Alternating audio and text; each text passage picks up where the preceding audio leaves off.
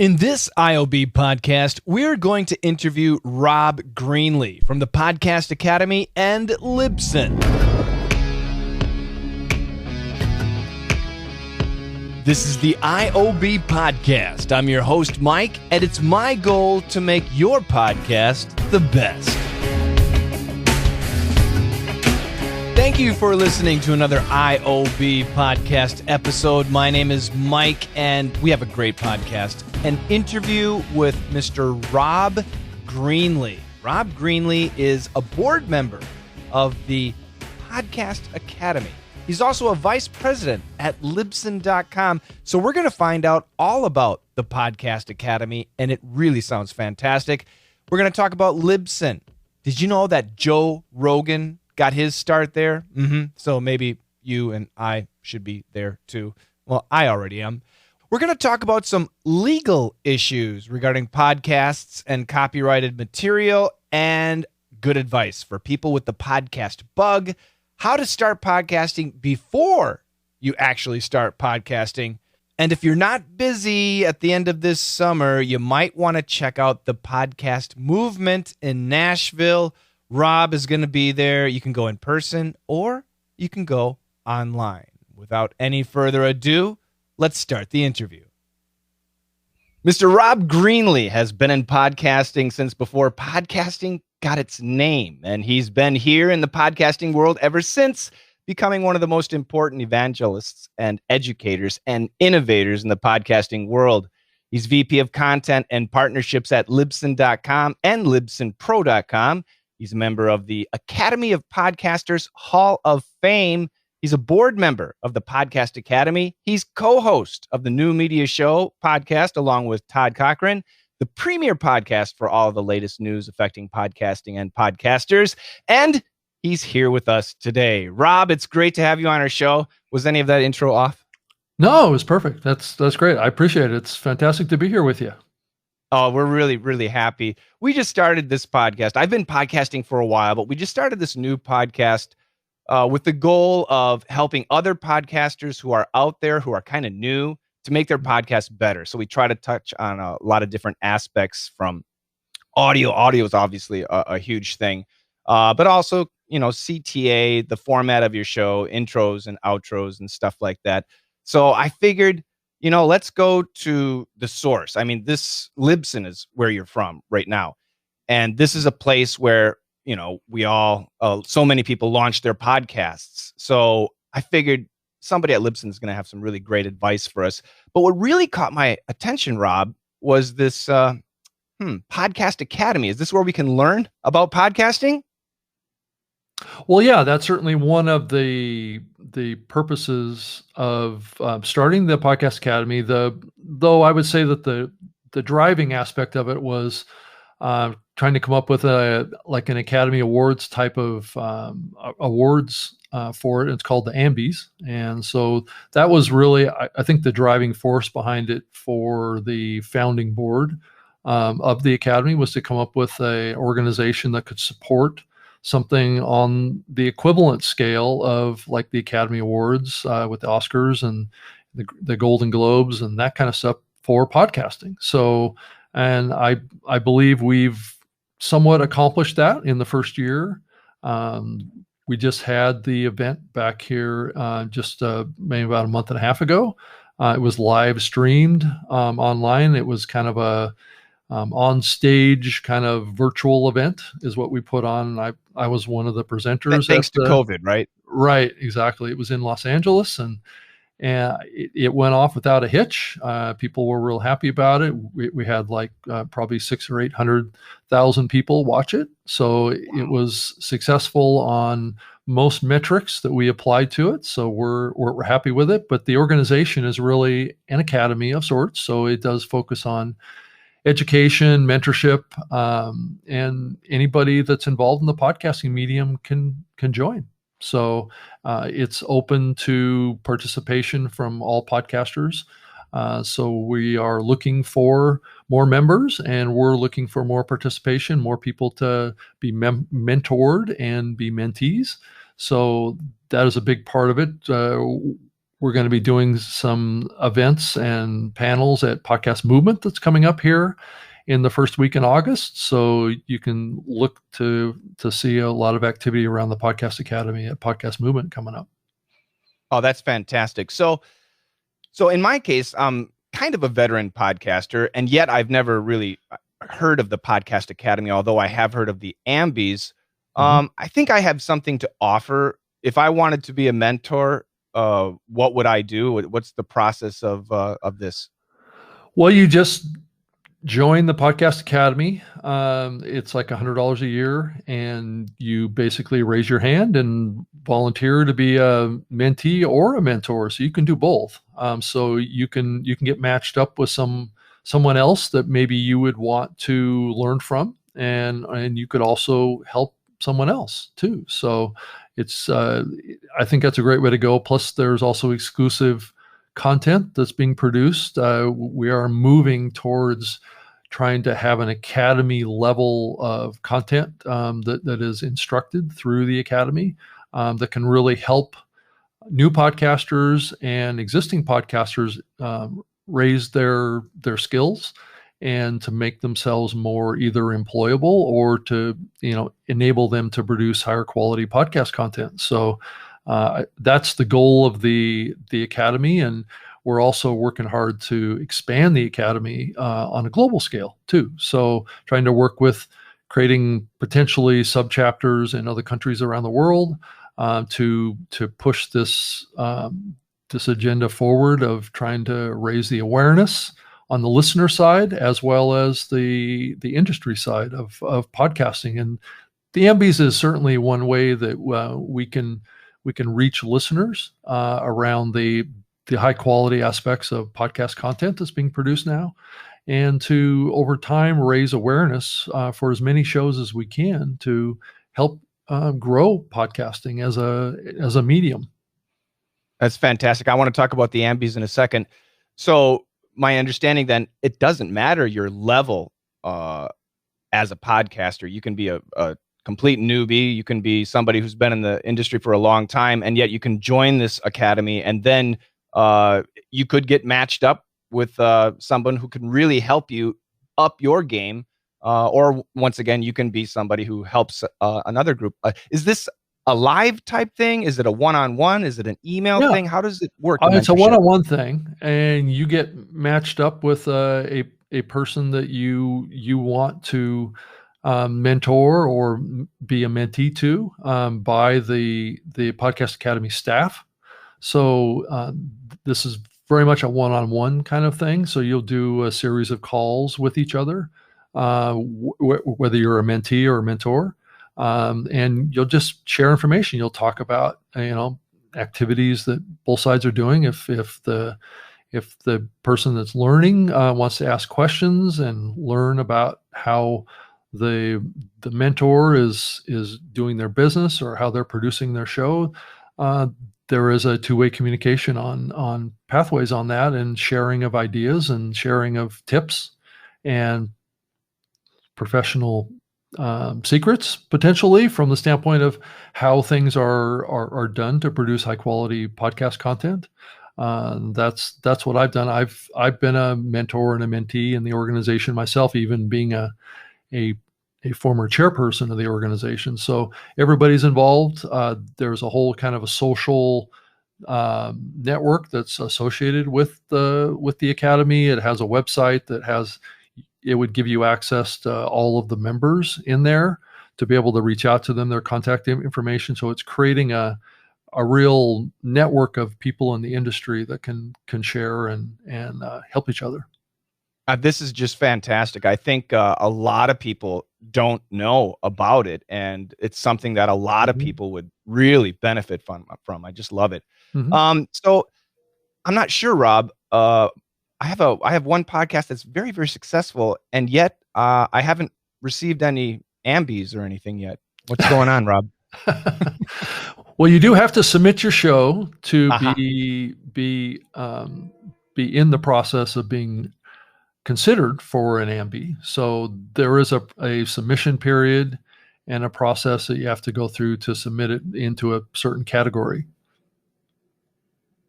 So, and then this is, of course, just like the Academy Awards. It's once a year, and you said it was in April. This next year, it's going to be a part of the podcast movement event that's coming up, and I'm trying to think what the date that's going to be. It's going to be in I believe it's going to be in February or March of next year. I can't remember the date right off the top of my head right now. But it's going to be part of the podcast movement, the Evolutions Conference in Los Angeles. So that's great. I'll submit then. Yeah. So it is. Yeah, it's coming up next year, 2022, in the kind of February, March timeframe, right? Yeah, this is I think it's really great, this whole concept of the Ambies, because it's such a major promotional thing for every podcaster out there, and obviously for the winners and the nominees and stuff like that. I haven't really heard much on the mainstream media regarding this, but I'm sure this is something that the Podcast Academy is working at on getting more notoriety, so to speak, in the mainstream media. Is that true?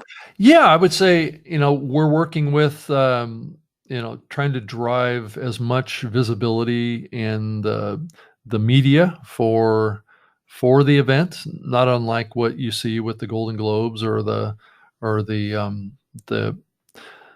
Academy Awards, that kind of stuff. So we're trying to work at that level, and we think that there's a good chance that we could get picked up by one of the major video streaming platforms to actually broadcast the event live, maybe even on television. So hopefully we'll be able to take it to a whole nother level and drive just millions of people to have visibility to the Ambie Awards next year.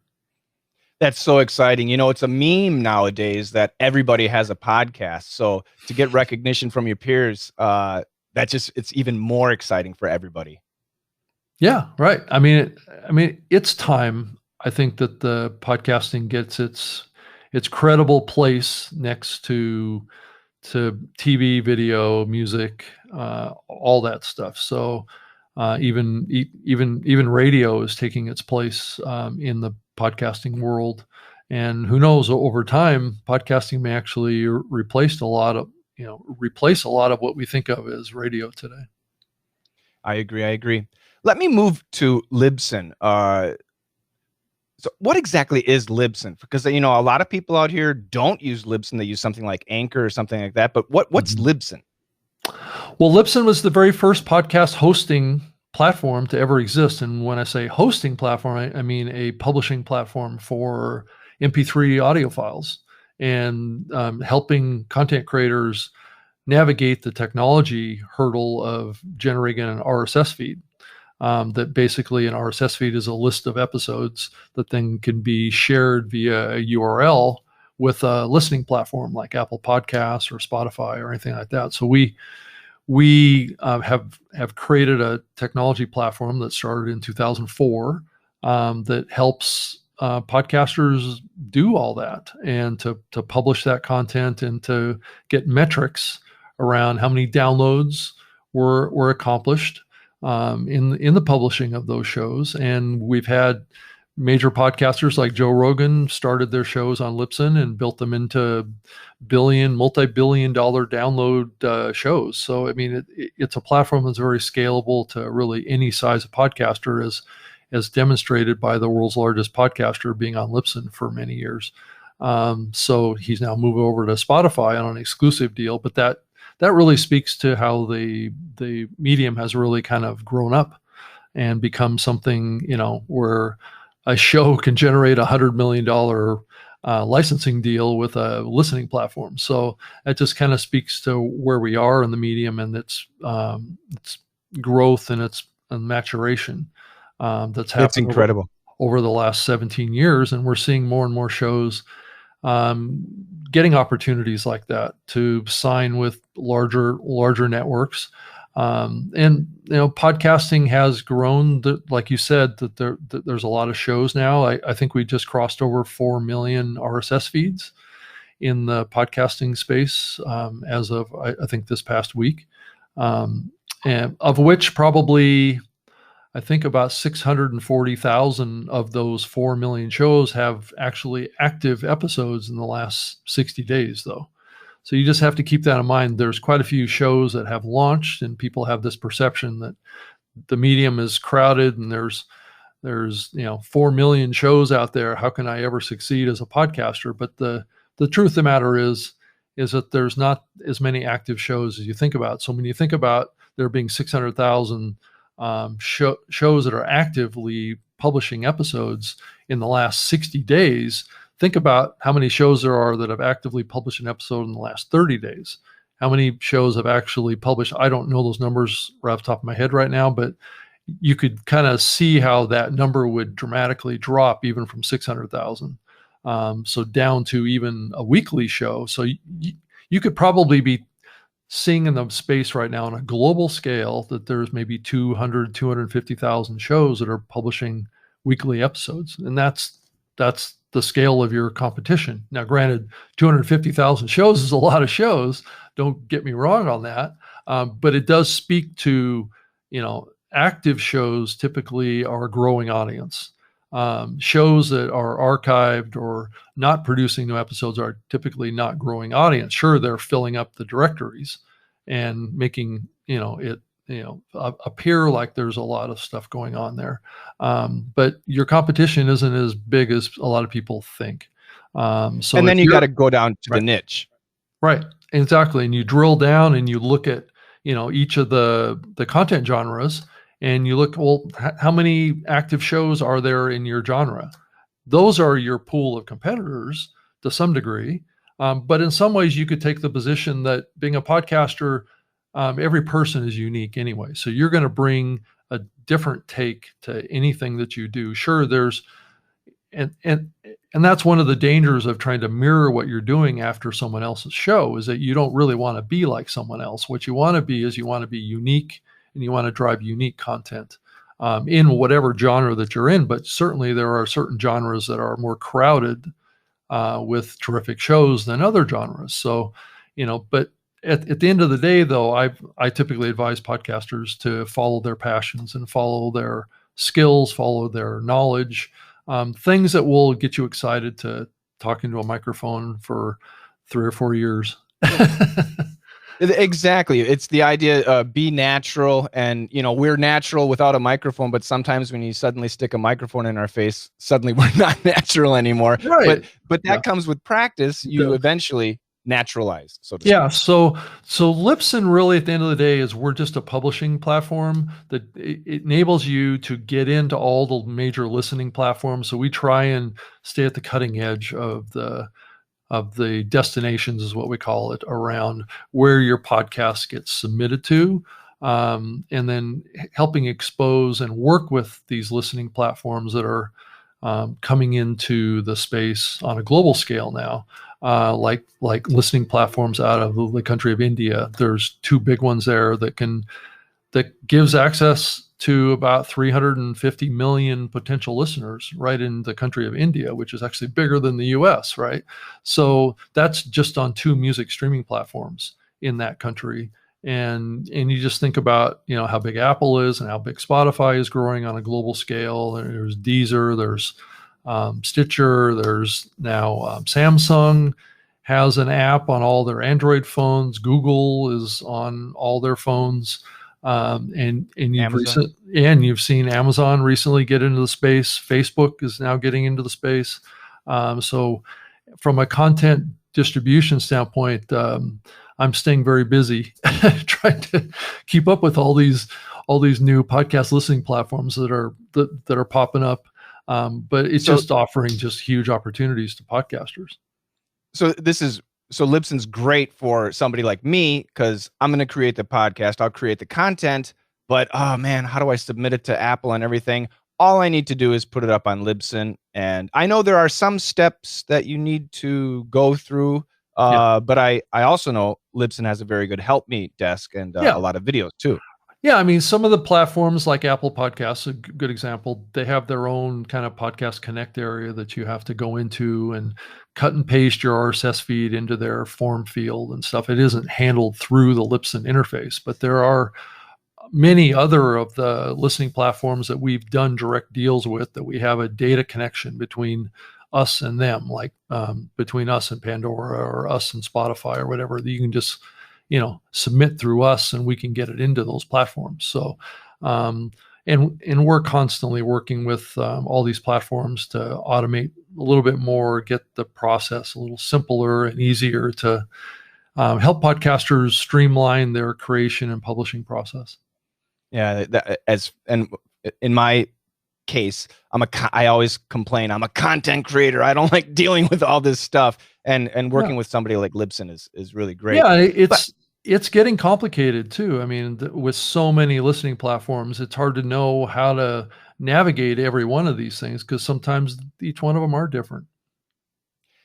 When it comes to creating your podcast, there's always the issue that eventually will come up for a lot of people of copyrights, using music, using movie clips, using news clips. And you can go on iTunes and hear people using copyrighted music, and people kind of feel as though, yeah, I can probably do that too. What's your advice? What's your recommendation? What are your thoughts without getting into legal issues? Well, maybe a little bit regarding copyrights and stuff like that. Well, my advice is always kind of twofold. You need to make sure that you have a license to use whatever music that you have, or it's created by someone like an artist for you. So there's kind of typically two ways to go on this. Music, just in general, is really, I mean, especially commercial music or copyrighted music or major label music, there actually is no license for any of that. So using any of it at any time is going to raise potentially a red flag from the copyright holders, because they are starting to look now. So there are companies out there that are scanning podcasts now, looking for copyrighted music, and they will send you a cease and desist on that, or send you a bill, one of the two. Let me stop you right there. That's scary. You wouldn't want to get a bill. So YouTube obviously does this, and they've created a system where they just monetize over it, and then, well, sometimes they'll take it down, but generally they'll monetize over it, and you lose any revenue that you possibly could have had. Right. And they're going to do that with podcasts now. So I don't think we've starting moved to that level of sophistication like we have with YouTube, but there is a danger, and that's probably not the right way to say it. There is movement that is moving us in that direction, where the hosting platforms are starting to, what's called safe harbor is being eroded by some new legislation in the EU out of Europe that is starting to give some trending feeling that the hosting platforms, not unlike YouTube, are going to start to be held responsible for content licensing. And that would be you. That could potentially be podcast hosting platforms. It's not something that exists today, but more and more as the license holders are enforcing their copyright, it's a little bit of like you put it out and you get caught after it gets published, right? And you get a cease and desist, a takedown notice, and this is coming out of a lot of the listening platforms too, like Spotify and Pandora today, because they're catching it on their end. But it's coming from hosting platforms that we have what's called a safe harbor, which means that we're not responsible right now by U.S. law to monitor and restrict the publishing of content just based on the current copyright law and how it's written. But there is some movement right now on changing that copyright law to make the publishing side be more responsible for that.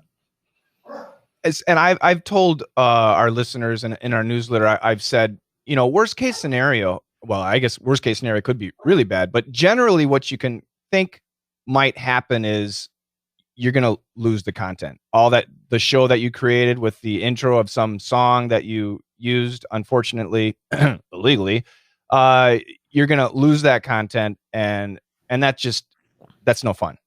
Right.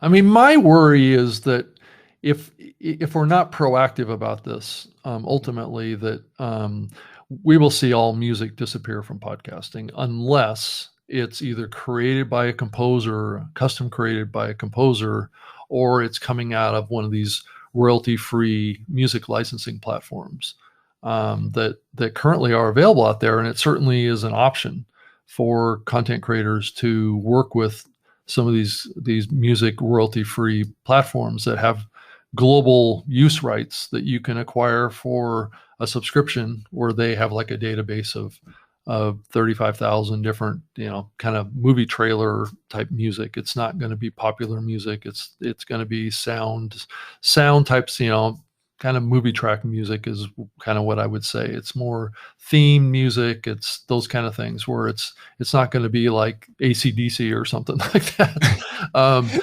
So that's, I mean, it may have kind of similar, kind of beats and things like that, but it's not going to be the actual music. So those you can get licensing rights for that you can use on a global scale. And that's what most podcasters are doing today. There's a variety of sources that you can get these from out there, and most of them are fairly common. Just type in royalty-free music into Google search, and you'll find a whole list of them. And those oftentimes will have a podcast music license that you can get for content that's available on their platform. But as far as just grabbing stuff off the radio or something like that, I wouldn't advise that kind of a strategy with the creation of your podcast. It's only going to put you in a situation where you'll get a letter from someone that will say you have to take that all down. See, everybody, this and Rob, the IOB is the front part of our name, and it stands for intro, outro, bed, which is what we do. We create music for podcasters so that they can avoid this.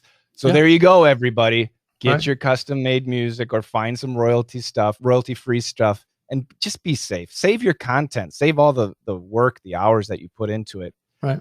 So, Rob, I want to. We talked about sticking out. It's a lot of people in the podcasting area, and it's so competitive. And my area is just filled up with so much competition. Newbies are nervous about starting out in an area. What kind of advice can you give to people who kind of started? They've got the podcast, they've been bitten by the podcast bug, but they want to stick out a little bit more. Do you have any advice for people who've been in it for 6 months and now they're like, oh man, what's going on? Well, hopefully they started out as a podcast listener first. That's always my recommendation. Is you want to figure out kind of what area of podcasting you want to be involved in from a genre perspective, and really dive in and be an avid listener of that genre and learn from other people's podcasts that they're doing, and kind of figure out what you like, what you don't like, and what you hear in other people's shows. I'm not saying that to copy what they're doing. It was more just get a feeling like what is being done out there in your content genre, and get a feeling for how you can approach it from a unique perspective that differentiates from that, while at the same time learning from what some of the more successful shows are doing, because there may be some takeaways that you can apply to your own podcast with your own unique little twist to it, but may have a very compatible strategy behind it that can help you grow your audience and how you want to build your show. So I always talk, especially when I talk to newbies, getting back to the basics. What are your passions? What are your goals of what you want to accomplish as a podcaster? And sometimes it's not always clear, and that's the difficult part about this. But it's not like I'm saying got to create a business plan or something like that. I don't think you have to go quite that far. But I do think that taking some notes down and do some thinking and do a little research on your genre and what the opportunities are, and because there may be unfilled areas that you can approach a particular genre on that you can potentially identify from listening to other podcasts. And that can give you a little bit of a leg up when you're ready to launch your show and put you in a better position to stand out from the crowd a little bit. And also learn as much as you can. Go to some of the podcasting conferences. The podcast movement's coming up in August, the first week in August in Nashville, and you could go to an event like that and learn a lot from podcasters. Actually, just talking to podcasters in the hall and in the sessions, and just pick up a bunch of tips and tricks about what's working and what's not working in growing a podcast. That's the number one question I get right now is, it's great to have a show, but how do I grow my audience? Because that's what everybody wants. Everybody wants to grow. Yeah, I think what I'm hearing is, of course, follow your passion, but then when you're creating your podcast and when you're speaking to the audience on your microphone, kind of focus on an avatar, on that one person that is after your content. Am I off there? No, I think if you can identify that, I think it helps you a lot, because then you can focus on maybe solving a need that's out there, and satisfying that person with what they're looking for. Now, granted, that's a complicated equation, because there's a variety of things that connect with people. It's personality, it's entertainment, it's humor, it's value of content, it's consistency. There's a lot of factors that go into this, and it also comes back to, well, what's your personality? What's your capability of connecting with others? Do you have experience in presenting? Do you have experience on microphone? Do you have experience in this? Because some of these things will have to be skills that you develop a little over time, and you may have to be a little bit humble at the beginning and work your way through it, and realize that some of the early shows that you do may not be very good because you're learning. And then just maybe launch your show, be a little bit patient with it at the beginning, and then ramp up your marketing activities as you feel more confident in what you're producing. And then also another way to get started too is to work on being a guest on other people's podcasts before you launch your own. That can also develop your skills as a presenter and an on mic personality too. So it depends on where you're starting from. I mean, some people are starting from a position where they have an existing community, or they have an existing reputation in a particular field of expertise, and they can get on another podcast to share their knowledge. And that can help train you a little bit to get on mic and have a conversation that's fluid and that's value packed. And that'll set you up to be a lot better podcaster. Yeah, wonderful. Excellent advice. So we'll wrap up here. What's this Nashville August thing? That is Podcast Movement. It's the world's largest podcasting conference. It's been around for, I believe this is the 7th year, I think, for the event. It's August 3rd through the 6th. I'm going to be there. I'm going to be doing a on-stage live version of the new media show that I do. So I'm trying to build that content offering right now. Trying to come up with a couple of compelling guests to have on stage. That's going to be live streamed as part of their virtual component. So Podcast Movement is going to have an in-person event in Nashville at the Gaylord Hotel, which is a beautiful atrium hotel in Nashville, not that far from downtown Nashville. I think that they're anticipating maybe 2,000 or 3,000 people showing up at this event, but they're going to have a bolt-on piece that's a virtual event. Coming out of COVID, a lot of these events have built up strong offerings on the virtual side. So this is going to be the first year the Podcast Movement has really built out a serious offering on the virtual side. So if you can't attend in person, you can certainly attend virtually. And I'm going to be doing stuff on the live stage at that event as well. This is excellent. It's August 3rd through August 6th in Nashville, the Podcast Movement. I assume podcastmovement.com? Correct. Podcast. That's just a guess. Amazing. Right. Good guess. Rob, thank you so much for joining us today. I hope I can have you back as a guest maybe in several months. We'll always have more questions. We really appreciate it. Please give us your social media and once again, the Podcast Academy. This is something that I think I'll join. Sounds really great. Well, as far as on the Podcast Academy, it's at thepodcastacademy.com. It's on social. It's on Twitter and Facebook and LinkedIn and all those platforms too. So you can find it there. If you want to check out the Ambies, it's at Ambies, and that's AMBIES.com. And you can check out that as well. And so if you want to sign up and join that, that would be terrific. And if you want to follow me, I'm on Twitter as well at Rob Greenlee, and that's ROBGREENLEE, 2 E's. And I do the New Media Show, and it's at newmediashow.com once a week on Wednesdays at 3 p.m. Eastern and noon West Coast time. And I'm on LinkedIn and Facebook and all of the social platforms, Instagram, all that stuff by my name. So I'm easy to find online. There's so many, aren't there? There's so many places to be. Oh my God. Well, there's even Clubhouse now, and I'm on Clubhouse. I've been doing stuff with Clubhouse since December of last year. So it's a vibrant community. And as I'm sure many of the listeners know, there's an abundance of other social audio platforms now that are growing in popularity. So It's exciting. Can't be everywhere though. No, you can't. I'll put all those links in the show notes. And Rob, once again, thank you so much for joining us. Thanks for the excellent advice, and have a fantastic summer. Yeah, well, thank you. I appreciate you having me on the show. It's fantastic. Thanks. A huge thank you to Rob Greenlee for doing this interview. I really appreciate it. Thank you for the great information. All of Rob's contact information, all of the sites, New Media Show, the Podcast Academy, the Ambies, Libsyn, all of that is in the show notes. So please check out those. And that about wraps it up. IOB Podcast. We are on iTunes and pretty much everywhere else you can find a podcast, and we would certainly appreciate a rating and a comment. 5 stars are really nice. Seriously, that would really help. Send us an email. My email address, mike@introoutrobed.com. Get our newsletter, introoutrobed.com. That's where you can sign up. We're very active on Twitter, twitter.com/introoutrobed. Pretty easy to find us.